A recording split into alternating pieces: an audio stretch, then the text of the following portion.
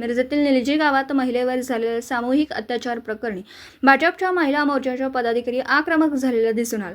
त्यांनी उपविभागीय पोलीस अधिकारी प्रणिल गिल्डा यांची भेट घेऊन संबंधित प्रकरणातील आरोपींना तातडीने अटक करून कठोरात कठोर अशी शिक्षा देण्यात यावी अशी मागणी केली।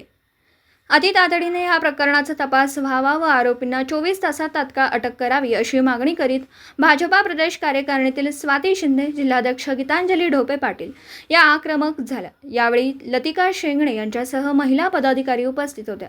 भारतीय जनता पार्टी महिला मोर्चाच्या वतीने आज आम्ही सर्व पदाधिकारी मिरज पोलीस स्टेशन इथं आलेलो आहोत। याचं कारण म्हणजे निलजी इथं झालेली जी घटना आहे ती खरंच खूप वाईट वाटतं एक महिला म्हणून, महिला अध्यक्ष म्हणून, की अशा घटना ह्या आपल्या सांगली मिरज कुपवाड शहरामध्ये होत आहेत। आणि 15 दिवसापूर्वीच आम्ही एक निवेदन दिलं होतं की जे महिलांवरती अत्याचार होतात, बलात्कार होतात, यावरती काही ना काहीतरी ॲक्शन नक्कीच घ्या, जेणेकरून जे असे नराधम आहेत यांच्या मुसक्या आवळल्या जातील। मात्र हे 15 दिवसापूर्वी होऊन सुद्धा आता ही निलजीची घटना घडली आहे। आपल्या सगळ्यांना माहीतच आहे, आत्ता स्वातीताईंनी सुद्धा सांगितलेलं आहे, या अशा घटना ज्या घडत आहेत यावरती कुठंतरी त्यांच्या मुसक्या आवळल्या पाहिजेत, बंद झाल्या पाहिजेत ह्या घटना।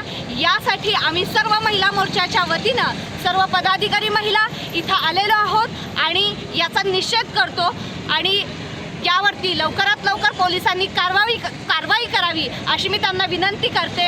आणि आत्ता आम्ही पोलीस स्टेशनमध्ये भेटून आलो, DYSP साहेबांना या संदर्भात आम्ही त्यांच्याशी बोललो आहे आणि लवकरच याचा तपास या 2 दिवसांमध्ये होईल असं त्यांनी आम्हाला आश्वासित केलेलं आहे।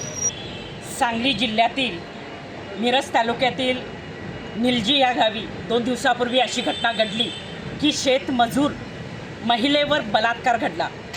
यामध्ये निलजी गावामध्ये एका देसाईच्या मळ्यामध्ये काम करत असलेल्या एका कर्नाटकातील नवरा बायको आणि लहान मुलं असं राहणारं जे कुटुंब, त्या कुटुंबामध्ये 4 अज्ञात लोक रात्री येऊन त्यांनी दमदाटी सुरू केली।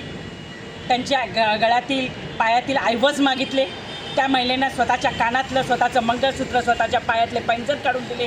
त्यांच्या मुलाच्या पायातले दागिने काढून घेण्यात आले। तिच्या नवऱ्याला मारहाण करण्यात आली आणि त्यानंतर पुन्हा थोड्या वेळाने ते लोक पुन्हा त्या ठिकाणी घुसले। त्यातल्या 2 व्यक्तींनी तिच्या नवऱ्याला बाहेर काढलं आणि त्या महिलेवर सामूहिक बलात्कार केला। ही घटना अत्यंत संतापजनक आहे, चीड आणणारी आहे।